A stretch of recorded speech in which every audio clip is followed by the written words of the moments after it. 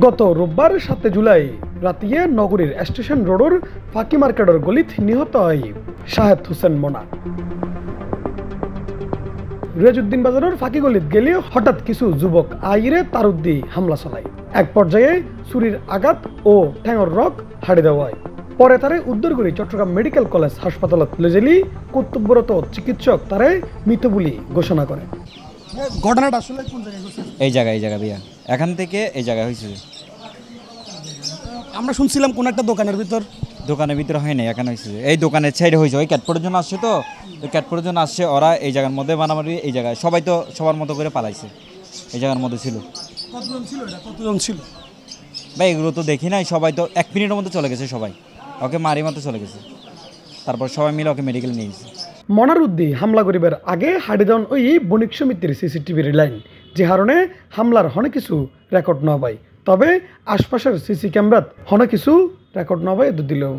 প্রতিদিন এই হত্যাকাণ্ড সংঘটিত হওয়ার খবর পাওয়ার সাথে সাথে আমরা সিসি ক্যামেরাগুলো যখন আমরা দেখতে গেলাম, দেখতে আমাদের ওই নপুর গলির যে লাইনটা, ওই লাইনের মধ্যে সিসি ক্যামেরাটা কি সংযোগ বিচ্ছিন্ন, অর্থাৎ ওরা ওইদিকে তারটা কাটা ছিল। তারপরে আমরা ওখানে আমাদের যারা ব্যবসায়ী যে দোকানগুলো ছিল ওনাদের নিজস্ব যে সিসি ক্যামেরা, ওই সিসি ক্যামেরাগুলো আমরা পর্যবেক্ষণ করেছি।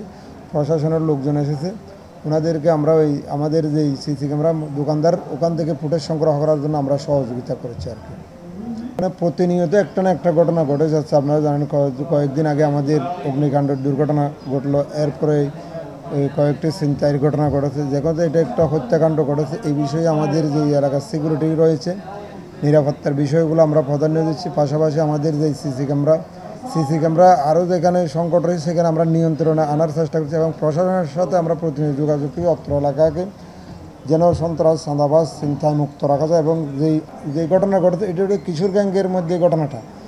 আমরা প্রশাসনকে আবেদন জানাবো স্টেশন রোড থেকে এই তিনফুলা মাথা মধ্যে যেন কোনো ধরনের কিশোর গ্যাংয়ের উৎপাত যেন বৃদ্ধি না হয়, এ বিষয়ে আমরাও সহযোগিতা করবো এবং প্রশাসন জানাতে এই বিষয়ে আইনত ব্যবস্থা নেয়। আমরা প্রশাসনের কাছে এটা আশাবাদী আর কি।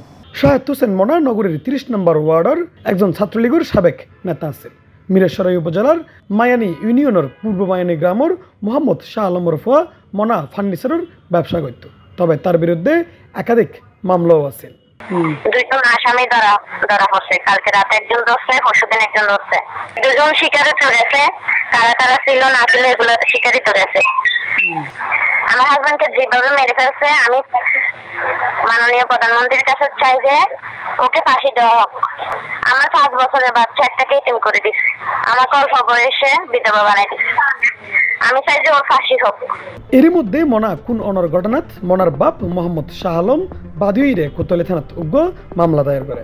আর উক্ত ঘটনাত ফরহাদ ও সজীব নামে 2জনের গ্রেপ্তার করছি পুলিশ। বাকি হলরে ধরনের চেষ্টাও চলমান আছে। C+ চট্টগ্রাম।